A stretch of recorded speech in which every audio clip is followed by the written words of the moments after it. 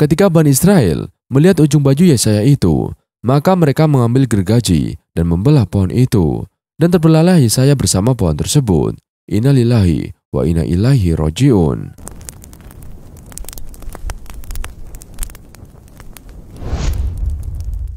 Assalamualaikum warahmatullahi wabarakatuh. Sahabat beriman yang dirahmati Allah Subhanahu wa Ta'ala. Bangsa Israel merupakan sebuah bangsa yang besar dan memiliki peran penting di dalam perkembangan sejarah dunia. Tidak hanya itu, bangsa Israel memiliki pengaruh yang luar biasa dari aspek budaya, agama, dan politik di seluruh dunia. Bahkan bangsa Israel disebut-sebut sebagai bangsa pilihan Tuhan.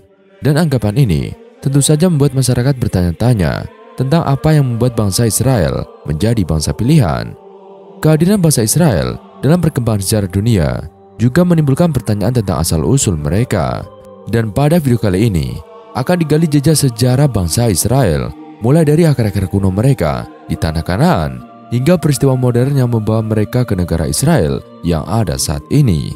Sahabat, siapakah yang dimaksud dengan bangsa Israel? Banyak orang mungkin berpikir bahwa bangsa Israel identik dengan negara Israel yang berdiri saat ini. Meski keduanya memiliki nama yang sama, keduanya sebenarnya merupakan dua hal yang berbeda. Bangsa Israel adalah sebuah kelompok etnis yang berasal dari keturunan Nabi Ibrahim, khususnya melalui garis keturunan Nabi Ishak alaihissalam. Dan sedangkan negara Israel modern adalah sebuah entitas politik yang berdiri pada tahun 1948 di wilayah Timur Tengah. Untuk memahami perbedaan ini, kita perlu melihat kembali ke sejarah awal bangsa Israel. Dan bangsa ini berakar dari Nabi Ibrahim alaihissalam, seorang tokoh sentral dalam agama-agama Abrahamik.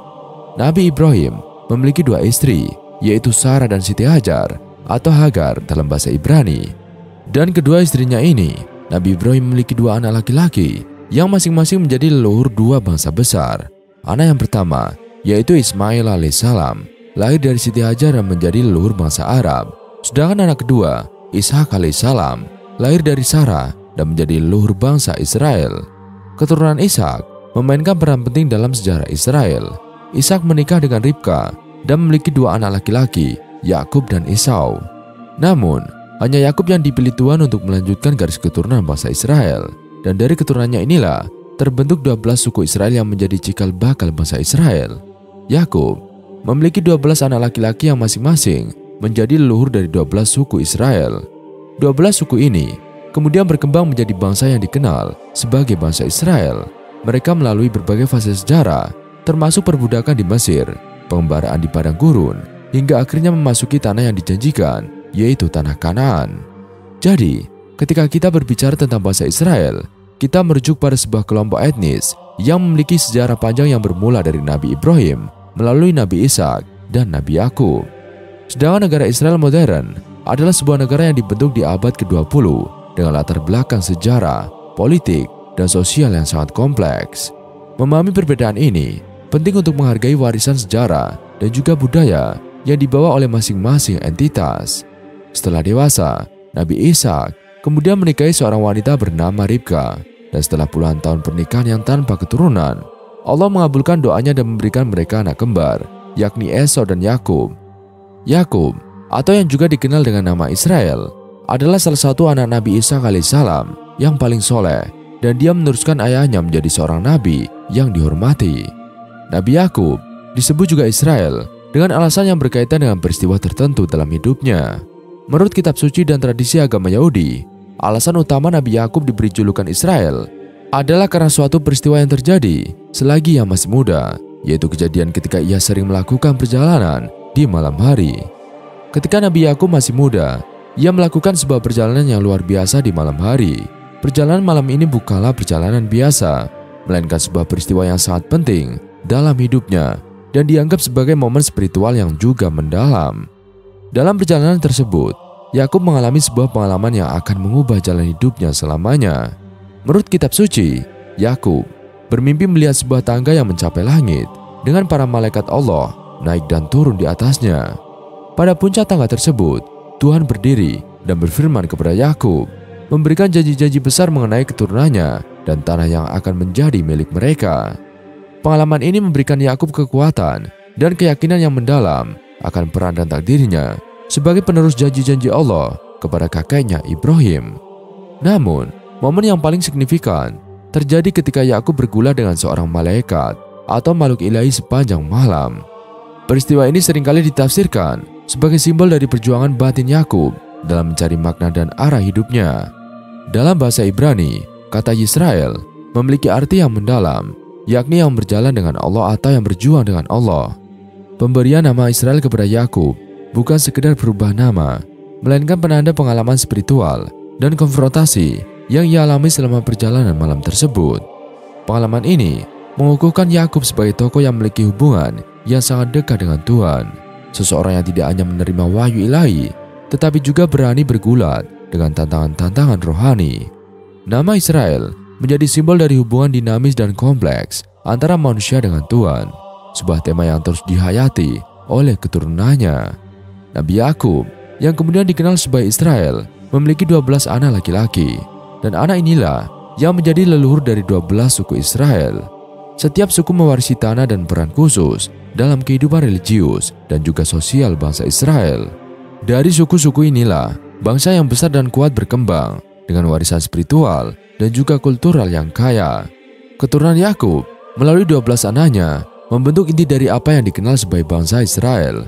Setiap suku memiliki sejarah dan tradisi yang unik, namun semuanya berbagi warisan yang sama dari nenek moyang mereka, Yakub, yang diberi nama Israel.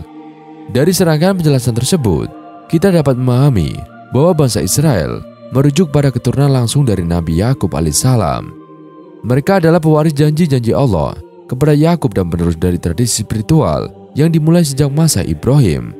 Kisah Yakub dan pemberian nama Israel adalah dasar dari identitas dan juga keberadaan bangsa Israel yang terus mempengaruhi sejarah dan budaya mereka hingga saat ini. Yahudi dan suku-suku Israel. Bangsa Israel atau disebut juga sebagai Bani Israel merujuk pada kelompok etnis yang berasal dari keturunan Nabi Yakub atau yang juga dikenal sebagai Nabi Israel. Bangsa Israel adalah keturunan dari ke-12 anak Nabi Yakub yang kemudian membentuk 12 suku Israel, dan ini mencakup seluruh keturunan yang berasal dari Nabi Yakub.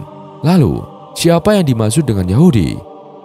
Yahudi adalah istilah yang lebih khusus dan merujuk kepada orang-orang keturunan bangsa Israel yang berasal dari suku Yehuda dan suku Benyamin. Setelah pecahnya kerajaan Israel menjadi dua pada abad ke-10 sebelum Masehi, suku Yehuda dan suku Benyamin membentuk kerajaan Yehuda atau Yudea yang beribu kota di Yerusalem.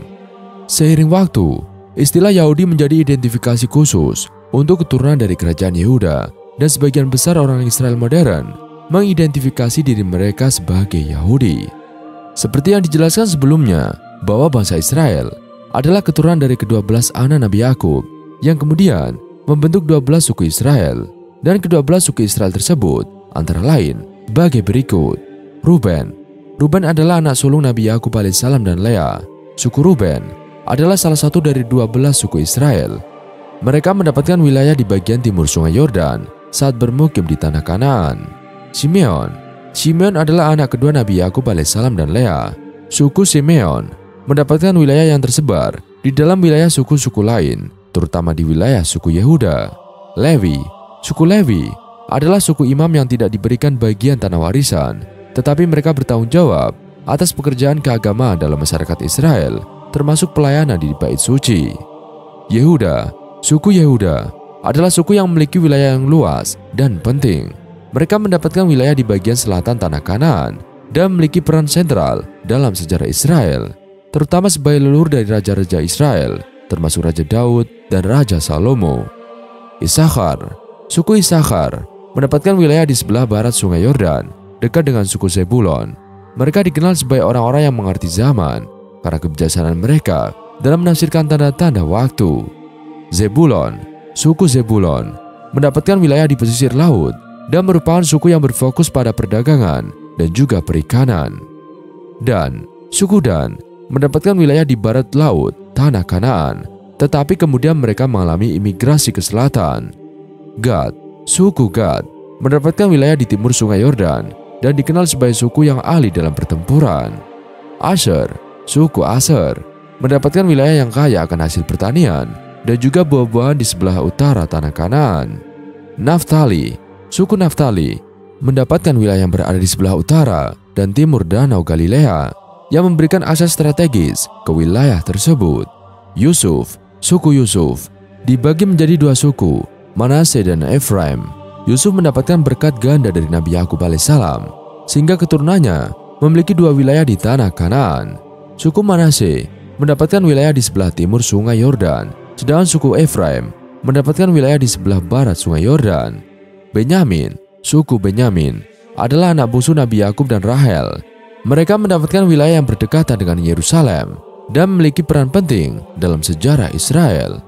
Ketika bangsa Israel menduduki tanah Kanaan, masing-masing suku ini mendapatkan wilayah warisan yang sesuai.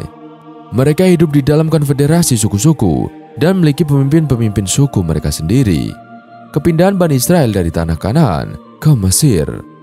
Kepindahan bangsa Israel ke Mesir merupakan salah satu babak awal dalam sejarah mereka yang penuh perjuangan. Kisah ini dimulai dengan Nabi Yakub alaihissalam yang memiliki 12 anak, termasuk Yusuf dan Benyamin dari istrinya Rahel. Yusuf adalah anak yang istimewa dalam keluarga tersebut, tetapi saudara-saudaranya yang cemburu membuangnya dan menjualnya sebagai budak.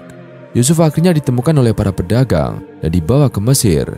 Di Mesir, Nabi Yusuf alaihissalam diangkat sebagai bendahara kerajaan berkat kecerdasannya, dan ini membawa keluarganya, termasuk saudara-saudaranya yang datang mencari makanan saat kelaparan melanda Palestina untuk bergabung dengannya di Mesir. Inilah awal dari kepindahan bangsa Israel ke Mesir.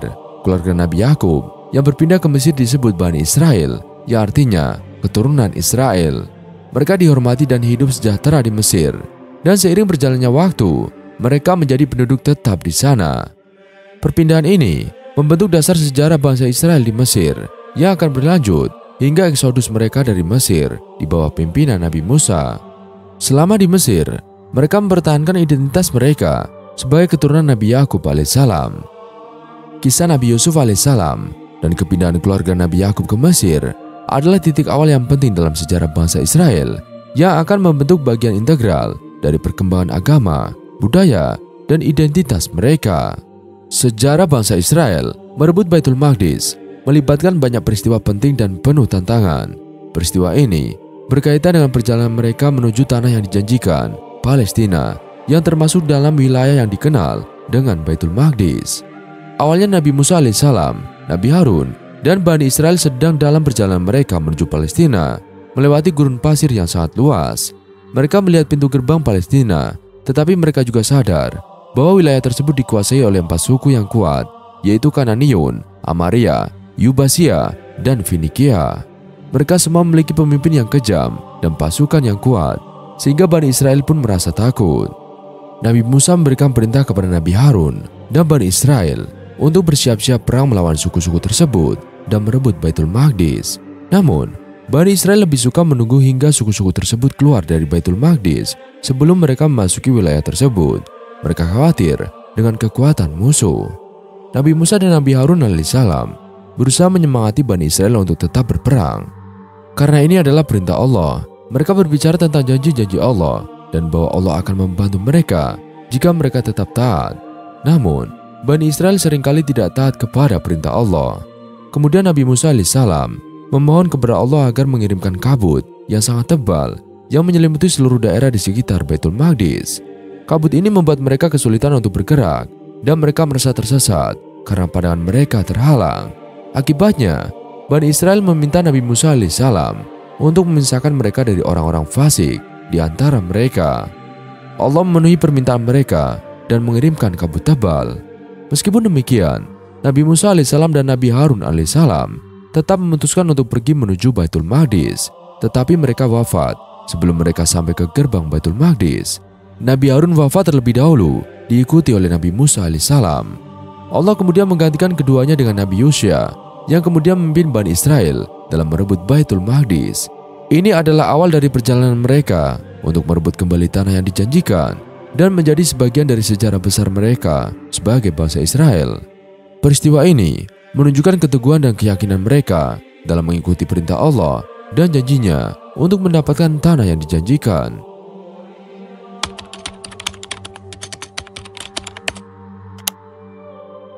Bani Israel memang dikenal sebagai kaum yang durhaka, barbar, dan suka membunuh para nabi dan Rasulullah.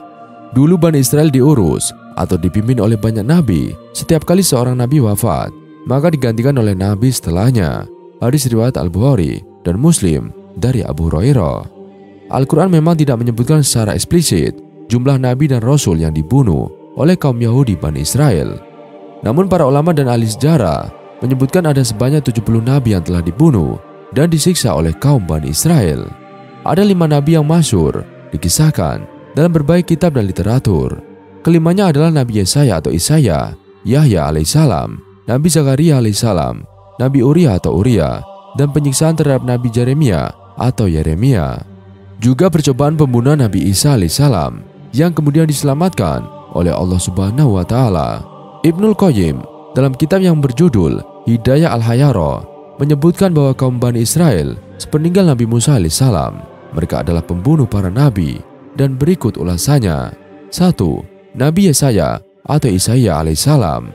Ibnu Katsir dalam Qasasus Al-Anbiya menyebutkan setelah lama ditinggal Nabi Sulaiman, Bani Israel kembali durhaka kepada Allah. Maka Allah kemudian mengutus Nabi Yesaya bin Amos atau Isaiah. Perutusan Nabi Yesaya terjadi pada masa setelah diutusnya Nabi Sulaiman. Namun sebelum Nabi Yahya, Allah mewahyukan kepada Yesaya untuk mengajak dan menasihati Bani Israel kembali ke jalan Allah. Tak lama setelah Yesaya menyampaikan hal itu, kaum Bani Israel mencari dan memburu Yesaya untuk membunuhnya. Maka Yesaya melarikan diri dan melihat sebuah pohon besar di hadapannya yang tiba-tiba terbelah untuknya. Tanpa ragu-ragu, Nabi Yesaya pun masuk di dalamnya. Setan yang melihat kejadian itu segera mengambil ujung baju Yesaya dan mengeluarkannya dari pohon hingga terlihat dari sisi luar. Ketika Bani Israel melihat ujung baju Yesaya itu, maka mereka mengambil gergaji dan membelah pohon itu, dan terbelahlah Yesaya bersama pohon tersebut. Innalillahi wa inna ilaihi rajiun. Nabi Yesaya dibunuh atas perintah Manasih atau Manasih, raja kerajaan Yehuda yang berkuasa di Yerusalem sekitar 687 sampai 643 sebelum Masehi. 2. Nabi Yahya alaihissalam. Dalam kitab Al-Mubtada, Ishaq bin Bishr meriwayatkan dari Ibnu Abbas radhiyallahu an bahwasanya ketika Rasulullah SAW melakukan Isra Mi'raj, beliau bertemu Nabi Zakaria atau ayah Nabi Yahya di atas langit, dan beliau menyapanya dan bertanya, "Wahai Abu Yahya, ceritakanlah tentang peristiwa pembunuhanmu dan mengapa Bani Israel membunuhmu." Zakaria menjawab, "Wahai Muhammad, aku beritahukan kepadamu bahwa Yahya adalah manusia terbaik pada zamannya. Ia memiliki wajah yang rupawan dan bersinar, dan seperti difirmankan oleh Allah Subhanahu wa Ta'ala bahwa ia adalah seorang panutan dan berkemampuan menahan diri dari hawa nafsu. Ia sama sekali tidak butuh seorang wanita." Lalu istri dari Raja Bani Israel ketika itu yang senang menggoda kaum pria suka terhadap Yahya atau sebelum wanita itu menjadi istri raja. Kemudian wanita itu pun menggoda Yahya, namun Allah masih menjaga Yahya hingga ia menolak dan tidak mau melakukan hal-hal yang tidak terpuji bersama wanita tersebut. Lalu wanita itu bertekad untuk membunuh Yahya dengan membujuk raja yang menyukainya. Wanita Bani Israel berhasil menggoda raja dan bersedia untuk dinikahi. "Aku ingin darah Yahya bin Zakaria." Awalnya sang raja menolak, namun akhirnya menyetujuinya permintaan wanita itu.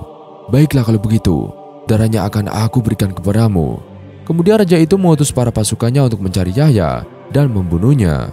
Sore harinya, Allah membinasakan raja, keluarga, dan seluruh bala tentara kaum Bani Israel tersebut. 3. Nabi Zakaria alaihissalam. Dalam hadis disebutkan bahwa Nabi Zakaria alaihissalam adalah seorang tukang kayu. Hadis riwayat Muslim. Beliau hidup bersama putranya Nabi Yahya alaihissalam. Saat Nabi Zakaria mengetahui kematian putranya Nabi Yahya alaihissalam dan mengetahui Allah mengubur hidup-hidup orang yang membunuhnya, dia melarikan diri menuju kebun di Baitul Maqdis. Ibnu Katsir menyatakan tentang kematian Nabi Zakaria karena dibunuh Bani Israel juga diriwayatkan oleh Abdul Mun'im bin Idris bin Sinan dari ayahnya, dari Wahab bin Munabbih. Ketika itu Zakaria melarikan diri dari kejaran kaumnya, lalu ia masuk ke dalam sebuah pohon. Dan saat kaumnya mengetahui bahwa ia berada di dalam pohon, maka mereka mengambil sebuah gergaji dan menggergaji pohon tersebut. Lalu saat gergaji itu sedikit lagi mencapai dirinya, Allah mewahyukan, "Apabila gergajimu tidak berhenti, maka aku akan membalikan negerimu dan semua orang yang ada di atasnya." Namun saat itu juga rangan Zakaria berhenti, hingga ia akhirnya terbelah menjadi 2. Hal yang berbeda diriwayatkan oleh Ishaq bin Bishr dari Idris bin Sinan, dari Wahab bin Munabbih, Ia berkata, orang yang terbunuh di dalam pohon adalah Yesaya, sedangkan Zakaria meninggal dunia dengan cara yang wajar. Wallahu a'lam bishawab. 4. Nabi Uria bin Semaya. Uria bin Semaya atau Uriah adalah seorang nabi yang disebutkan dalam kitab Yeremia 26 ayat 20-24. Uria digambarkan sebagai putra Semaya dari Kiryat Jearim pada masa pemerintahan Yoyakim, Raja Yehuda, yang melarikan diri ke Mesir dari kekejaman raja. Tetapi setelah dibawa kembali, ia dipenggal dan tubuhnya dilemparkan ke kuburan rakyat biasa. 5. Penyisaan Nabi Yeremia atau Jeremia. Begitu pula raja kerajaan Yehuda terakhir, Zedekia, yang menyiksa dan memenjarakan Nabi Yeremia di dalam sumur. Dilansir dari Islampedia, kerajaan Yehuda berakhir saat Nabi Yeremia dipenjara. Raja Babilonia, Nebukadnezar II, menghancurkan Yerusalem pada 587 sebelum Masehi. Baitul Maqdis ikut dihancurkan dalam serangan tersebut. Nauzubillahi min dzalik. Selain membunuh dan menyiksa para nabi, Bani Israel juga dikisahkan pernah mencoba membunuh Nabi Isa alaihissalam. Namun upaya mereka gagal dan Allah Ta'ala menyelamatkannya sebelum peristiwa tersebut. Bal rafa'ahu wallahu ilaihi wa kanallahu azizun hakima. Tetapi Allah telah mengangkat Isa ke hadiratnya. Allah Maha Perkasa, Maha Bijaksana. Quran Surat An-Nisa ayat 158. Diangkatnya Nabi Isa alaihissalam ke atas langit, ada perbedaan pendapat. Menurut jumhur ahli tafsir, beliau diangkat dengan jasmani dan rohaninya dalam keadaan hidup sebagai suatu mukjizat. Maka Nabi Isa yang diangkat ke langit dengan jasmani dan rohani sejak diangkat sampai turun kembali ke bumi sepenuhnya di tangan Allah Ta'ala. Sahabat, mengapa Nabi Isa alaihissalam dibunuh dan dijadikan Tuhan? Di dalam Al-Quran Surat An-Nisa ayat 157, Allah berfirman, dan karena ucapan mereka, sesungguhnya kami telah membunuh Al-Masih, Isa putra Maryam, Rasul Allah, atau mereka menyebut Isa putra Maryam itu Rasul Allah ialah sebagai ejekan, karena mereka sendiri tidak mempercayai kerasulan Isa itu. Padahal mereka tidak membunuhnya dan tidak pula menyalibnya, tetapi yang mereka bunuh ialah orang yang diserupakan dengan Isa bagi mereka. Mereka tidak mempunyai keyakinan tentang siapa yang dibunuh itu, kecuali mengikuti prasangka belaka. Mereka tidak pula yakin bahwa yang mereka bunuh itu adalah Isa. Quran Surat An-Nisa ayat 157. Yang dimaksud dengan ucapan mereka ialah orang-orang Yahudi dan Romawi, bukan orang-orang Nasrani. Anggapan bahwa yang mengejar-ngejar dan membunuh Nabi Isa alaihissalam adalah orang Nasrani adalah persepsi atau anggapan yang salah.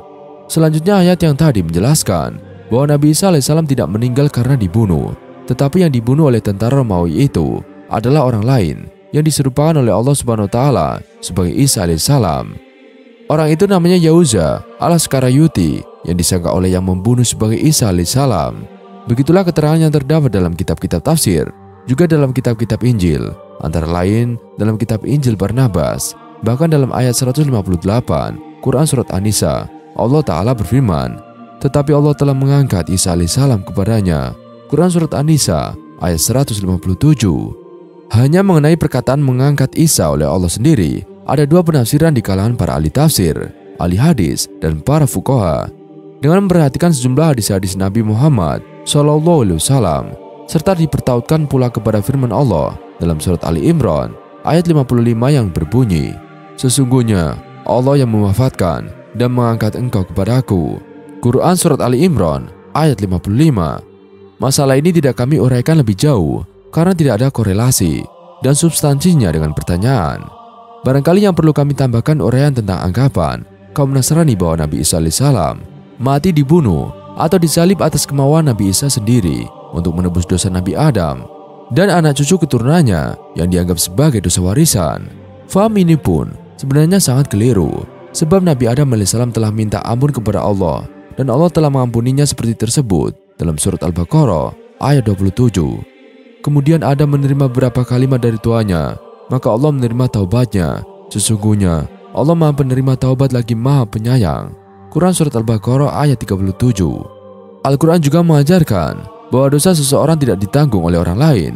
Jadi keyakinan orang Nasrani dalam masalah tersebut sangat-sangat keliru, yang oleh seorang tafsir Al-Munir Wahab Az-Zuhaili disebut dengan sebutan dugaan orang Nasrani belaka. Bahkan tambah Wahab Az-Zuhaili, persoalan tebusan dosa itu tidak bisa diterima oleh orang yang berpikir normal. Di dalam tafsir Al-Manar As-Sayyid Rashid Ridho menjelaskan tentang asal-usul paham atau keyakinan Isa alaihissalam disalib sebagai berikut. Bahwasanya cerita penyaliban Isa alaihissalam tidak ada sandarannya yang bersambung kepada individu-individu yang diriwayatkan dari mereka. Orang-orang yang meriwayatkan cerita itu benar-benar tidak dikenal secara meyakinkan, sebagaimana diketahui dari ensiklopedi Prancis dan buku-buku lainnya yang dikarang oleh ilmuwan-ilmuwan Eropa secara bebas. Sebenarnya sesuatu yang dapat diperoleh dari kumpulan riwayat-riwayat tersebut yang terputus sandarannya itu adalah bahwa orang pertama yang membuat kepercayaan atau akidah salib di kalangan orang-orang Nasrani sekarang ini adalah Paulus yang berdarah Yahudi. Dia adalah orang yang sangat benci dan memusuhi Isa al-Masih alaihissalam. Bahkan, lanjut Rashid Ridho, Paulus sengaja mengakui dirinya sebagai orang Nasrani supaya apa yang disampaikan dapat dipercaya dan diterima oleh orang-orang Nasrani. Ia tak ubahnya sebagai musang berbulu ayam atau munafik. Hal ini mengingatkan kita kepada peran yang dimainkan Ibnu Saba atau orang Yahudi di zaman Islam yang mencoba untuk merusak akidah orang-orang Islam dengan mengatakan bahwa orang yang berhak sebagai khalifah sepeninggal Rasulullah adalah Ali bin Abi Thalib radhiyallahu an. Sekian video kali ini, kurang lebihnya kami mohon dimaafkan. Yang benar datangnya dari Allah Subhanahu wa taala, hilaf atau keliru datangnya dari saya pribadi. Semoga bermanfaat. Wassalamualaikum warahmatullahi wabarakatuh.